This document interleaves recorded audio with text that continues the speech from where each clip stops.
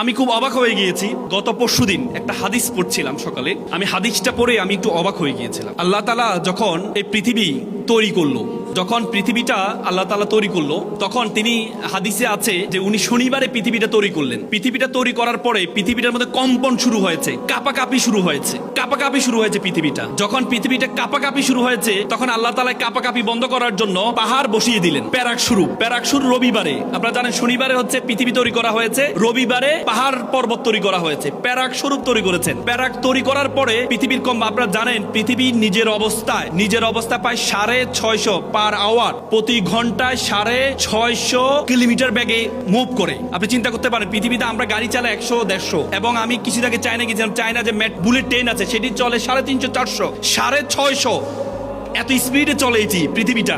কিন্তু আমরা বুঝতে পারি না, আর কি আমরা বুঝতে পারি না। এই যে আপনারা এটা বোঝার জন্য আপনারা দেখবেন, আপনারা যখন শিপে উঠেন বা বিমানে উঠেন, বিমান এত স্পিডে চলে 200, 250, 350।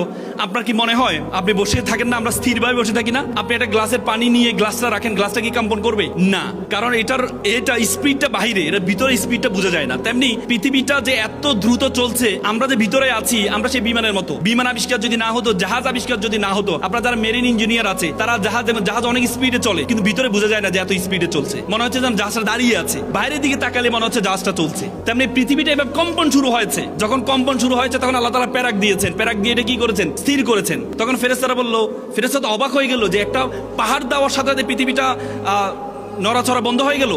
তখন জিজ্ঞেস করলো, হে আল্লাহ, আপনি বলেন তো পাহাড়ের চেয়ে শক্তিশালী কি? পাহাড়ের চেয়ে কি শক্তিশালী কোনো কিছু আছে?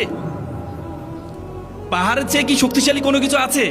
তখন আল্লাহ বলল, আছে, পাহাড়ের চেয়ে শক্তিশালী আছে। পাহাড়ের তো শক্তিশালী লোহা। তখন আবার ফেরেশতারা আবার জিজ্ঞেস করলো, লোহার চেয়ে? কারণ লোহা দিয়ে কি পাহাড় কাটা হয়। তখন জিজ্ঞেস করলো, লোহার চেয়ে কি শক্তিশালী কিছু আছে?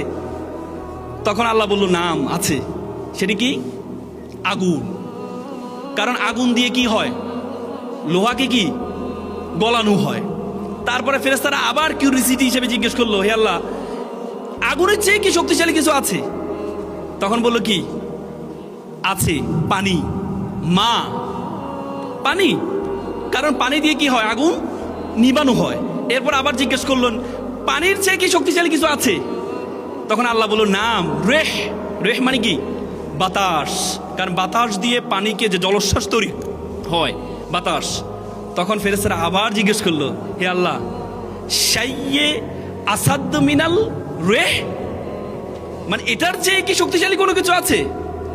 তখন আল্লাহ বলল, নাম ইবনা বনি আদম। আল্লাহ বলল, আছে, তার চেয়ে কি? বনি আদম হচ্ছে সবচেয়ে বেশি শক্তিশালী। আপনি চিন্তা করতে পারেন?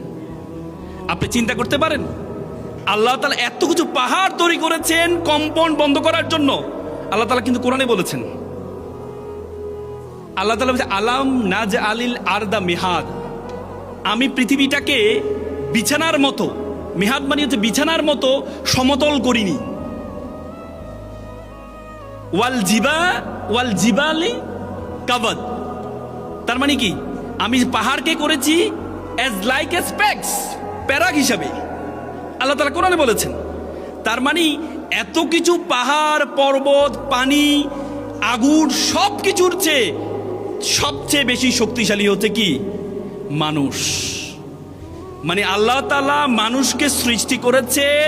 পৃথিবীতে যত বলা হয় 18,000 মাখলুকাত আছে, অনেকে বলে এর বেশিও আছে। সে 18,000 মাখলুকাতের মধ্যে আল্লাহ তাআলা আপনাকে আমাকে বলেছেন, কুনতুম খায়রা উম্মাত। আল্লাহ বলছে, you are the noblest nation. আল্লাহ বলছে, you are the best nation. আল্লাহ বলেছে, তুমি হচ্ছে সেরা জাতি। এই পৃথিবীতে জগতে যা কিছু আছে সবকিছু আমি তোমার জন্য সৃষ্টি করেছি। পৃথিবীতে যা কিছু আছে সবকিছু আমি তোমার জন্য রেখেছি। আল্লাহ তাআলা বলেছে, হুয়াল্লাযী খালাকালাকুম মা ফিল আরদি জামিআ, এই আসমান এবং জমিনে যা কিছু আছে সবকিছু আমি তোমার জন্য সৃষ্টি করেছি। আর তোমাকে আমি সৃষ্টি করেছি ওয়ামা খালাকতুল জিন্না ওয়াল ইনসা ইল্লা লিয়াবুদুন, আর তোমাকে আমি সৃষ্টি করেছি শুধুমাত্র আমার ইবাদত করার জন্য, শুধুমাত্র আমার ইবাদত করার জন্য। তার মানে আপনারা এখানে যারা আছেন, আপনারা নিজেকে ছোট ভাবলে হবে না। আল্লাহ তাআলা আপনাকে অনর্থক সৃষ্টি করেনি। আল্লাহ তাআলা আপনাকে অনর্থক সৃষ্টি করেনি, আপনাকে আল্লাহ তাআলা কোনো একটি কারণে সৃষ্টি করেছেন, সেটির জন্য আপনি যেতে পারেন নাই বলে আপনি ভাবেন আল্লাহ তাআলা আপনাকে অনর্থক সৃষ্টি করেছেন।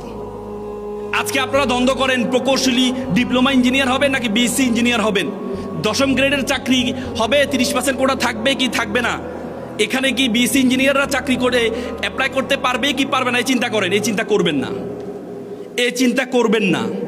ইঞ্জিনিয়ারদেরকে চাকরি করার জন্য এই আপনাদেরকে পড়ানো হয় না।